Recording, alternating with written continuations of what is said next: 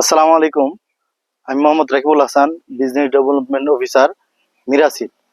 তো আজকে আমরা আসছি রিগজন সিডের বেগমন শশার ফিল্ড পরিদর্শনে। এটির বাজারজাতকারী প্রতিষ্ঠান মিরাসিড। তো আমরা এই শশার বৈশিষ্ট্য সম্পর্কে আগে জানবো। এই শশা ফেব্রুয়ারি থেকে সেপ্টেম্বর পর্যন্ত চাষ করা যায়। এটির প্রধান বৈশিষ্ট্য হলো এটি অতিরিক্ত তাপ এবং বর্ষা সহনশীল একটি জাত। আমরা সাধারণত জানি বর্ষাকালে শশা চাষাবাদ খুব কম হয়, কারণ একটা ভালো জাত পাওয়া যায় না। কিন্তু রিগজন সিড একটি বিশেষ জাত নিয়ে আসছে, যা বর্ষা এবং অতিরিক্ত তাপমাত্রা তাপমাত্রা যত বেশি হবে ফলন তত বেশি হবে। তো এই জাতটি আমরা প্রদর্শনীর জন্য আমাদের এক ভাইকে দিয়েছি। তো আমরা সেই ফিল্ড ভিজিটে আসছি। তো ভাইয়ের সাথে কথা বলবো। আসসালামু আলাইকুম ভাই। ওয়ালাইকুম আসসালাম। কেমন আছেন? আছি আলহামদুলিল্লাহ। ভাই আপনার নাম? আমার নাম মোহাম্মদ রুমাল মন্ডল। তো এই যে বেগমন জাতটা আপনি আপনার ট্রায়াল করছেন, এটা বীজটা কবে লাগাইছেন? এটা লাগালাম হলো আপনার সেপ্টেম্বর, এক মিনিট, মার্চ, এপ্রিল, মে মাসের 11 তারিখে আমি লাগাইছি। মে মাসের 11 তারিখে বীজটা লাগাইছেন, তাহলে তো মনে হয় গাছের বয়স 20 দিনে 35 দিন হবে। 35 দিন হবে। তো আপনার এটা দেখা গেছে যে এই যে তাপমাত্রা গেল বিগত কয়েকদিন, এই তাপমাত্রা এবং যে বৃষ্টিটা গেল আপনাদের দিকে, আপনার প্রচুর বৃষ্টি হয়েছে, তো এই বৃষ্টিতে গাছগুলা কেমন আপনি দেখলেন? আমি এই গাছ সম্পর্কে একটু দুটি কথা বলতে চাই। জি জি এই বর্ষাকালে শশা আমাদের অঞ্চলে কেউ লাগায় নাই, জি আর আমিও আমার জীবনের প্রথম জি এই কৃষি উদ্যোক্তা। কারণ আমার জীবনে আমি বিভিন্ন ব্যবসা বাণিজ্য করছি, জি কখনো এই কৃষি কাজ আমি করিনি। তো এবার শখ করে হাউস করে এই কাজটা করলাম। কিন্তু আপনি এই শশার জাত আমি লাগানোর পরে আমার এলাকার স্থানীয় কৃষক যারা আছে অনেকে ভয় ভীতি দেখাইছে। আচ্ছা। সামনে যে খরা আসতেছে, জি যে রোদের তাপমাত্রা, যে ভারী বর্ষণ, এর মধ্যে তোমার শশা গাছ থাকবে না। কিন্তু দেখা গেছে এখন পর্যন্ত আপনি দেখেন কি পরিমাণ, কি সুন্দর গাছ হয়েছে। জি রোগ বালাই নাই। তার আপনার কীটনাশক আমি তেমন একটা দেয়নি, এ পর্যন্ত 2বার স্প্রে করছি। আপনার সে মোটামুটি তার ভালো রোগ প্রতিরোধ ক্ষমতাটা অনেক ভালো। আর আপনার যত গরম দেখতেছি পড়তেছে, যত রোদের তাপমাত্রা যত বেশি হইতেছে, তত গাছ তত আরো ব্যাগ দিতেছে। যে জায়গায় শশা গাছ আপনার রোদের তাপমাত্রা অতিরিক্ত হইলে শশা গাছ ঝিমিয়ে যায়, আচ্ছা সেটার বাড়ে না, মরে যায়, স্টপ করে। কিন্তু এটা বিপরীত। তার মানে এই জাতটা আমি আমার প্রথম শুরু থেকে করার পরেও আমি যেটা বুঝলাম যে জাতটা আসলে আপনার গ্রীষ্ম এবং বর্ষাকালের জন্য এটা প্রযোজ্য, পারফেক্ট। হ্যাঁ। তো এটা কিন্তু আপনার বর্ষাকালে দেখা গেছে যেগুলো জাত হয় নিচ থেকে শশা আসে না। তো ভাই একটু দেখেন, একদম নিচ থেকে, একদম নিচ থেকে, একদম নিচ থেকে দেখেন একটা গাছে কয়টা ফুল সেট হয়েছে দেখেন।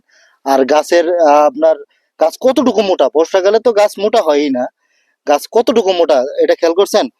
গাছ যে লাউ গাছের মতো মোটা, এটা খেয়াল করছেন? লাউ গাছের মতো মোটা। আরেকটা জিনিস আপনাকে বলে দিই, এটা কিন্তু আপনি ফল সংগ্রহ করতে পারবেন প্রায় 6 থেকে 7 মাস। এই গাছের ফল সংগ্রহ করতে পারবেন।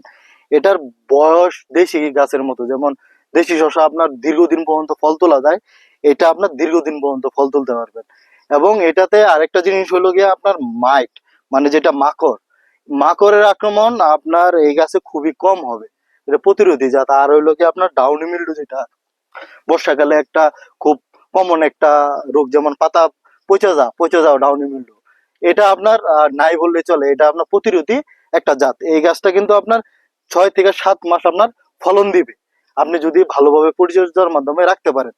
এবং আমরা আমাদের আরো অনেক জায়গায় ট্রায়াল হয়েছে, আমরা দেখছি যে এইটা একটা গাছে প্রায় 7 থেকে 8 কেজি পর্যন্ত আমরা ফলন দেখতে পাই। তো আপনার মনে হয় আর 2 দিন পরে আমরা এই জমিতে হারভেস্ট করতে পারবো। আর 2 দিন পর হারভেস্ট করতে পারবো। তো হারভেস্ট করলে এবং কি আমরা আপনার লাস্ট পর্যন্ত কতদিন পর্যন্ত থাকে এটা নিয়ে আরেকটা ভিডিও আমরা করব, যে এই গাছ এতদিন পর্যন্ত রয়েছে। যেহেতু আপনার শশা, গরমের শশা আপনার সর্বোচ্চ গেলে আপনার 40-45 দিন পরে গাছ মারা যায়। তো এই গাছটা কতদিন টিকে, তো আমরা সেটা তখন আমরা দেখতে পারবো। আর এটা হলো কি আরেকটা আপনার একটা জিনিস দেখাই, আপনার এই যে দেখেন একটা শশা আমরা ছিঁড়ি, এই যে এই শশাটা কিন্তু আপনার খুব মসৃণ, এ দেখেন শশাটা কিন্তু খুব মসৃণ এবং কি আপনার সবুজ। বাজারে এখন যত শশাই উঠবে, কম বেশি যত শশাই উঠবে, দেখ শশাই তো নাই বাজারে, যত শসা উঠবে দেখবেন সাদা দবদবা, কিন্তু এই কালারটা দেখছেন কত আকর্ষণীয় একটা কালার। একদম সবুজ কালার। আর আপনার এটা ভাঙলে দেখবেন বিসি একদম আপনার নাই বলেই ছোট, চলে। একদম ছোট বিসি। তো আপনারা আপনি তবে আপনার জি এই গাছের একটা বৈশিষ্ট্য দেখলাম, সেটা মাটিতেও হয়, আপনি যেরকম প্যাটার্ন জাংলা দিলেও সেখানেও হয়। আর যে পরিমাণ কাণ্ড বাইরে হয় একটা গাছের, আমি অনেকগুলা কাণ্ড কাটছি না বুঝে, জি এই যে দেখেন কাণ্ড, এই প্রত্যেকটা কাণ্ড কিন্তু আপনার শসা, এই যে জি শসা, জি এই দেখছেন, দেখতে পাচ্ছেন। তবে যাই হোক, আলহামদুলিল্লাহ, আমি যদি নতুন মানুষ, জি তারপরেও আমি ফলন আল্লাহ তাআলা আমাকে কি দিবে জানি না, এটা আসলে কতদিন আমি হারভেস্ট করতে পারবো সেটাও আমি আমার জানা নাই।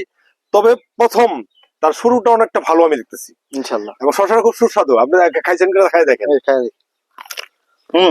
এটা স্যান্ড আছে, হুম, খুব ভালো একটা ভাইবে আসে। তার টেস্ট এবং স্বাদ ভিন্ন। আরেকটা জিনিস আপনার চাষাবাদ পদ্ধতি নিয়ে আমরা দুই এক কথা বলি। এটা কিন্তু আপনাদের আপনি অ্যাপেটেনশিপে মাচা দিচ্ছেন, মালচিং দিয়ে করছেন, এটা হলো স্মার্ট কৃষি।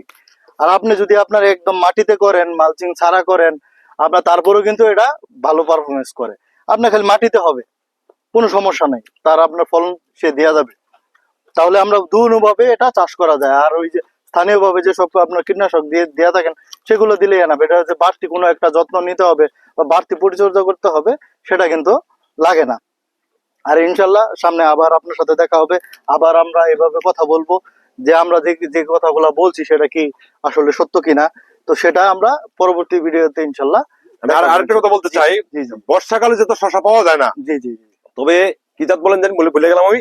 এটা হলো গিয়ে আপনার বেগুমন। বেগমন, এই বেগমন শসার এই জাতটা যদি আসলে সচরাচর কৃষকের মাঝে ছড়াই দেওয়া যায়, জি জি গ্রামগঞ্জে ছেড়ে যায়, জি তো বর্ষাকালে তরকারির দাম আর বাড়বে না। জি জি ইনশাল্লাহ। হ্যাঁ, আমরা এটা জনসাধারণের জন্য অনেকটা ভালো হবে। জি ইনশাল্লাহ ভাই, ধন্যবাদ ভাই আপনাকে এই গরমের মধ্যে সময় দেওয়ার জন্য। আসসালামু আলাইকুম। আসসালাম ভাই।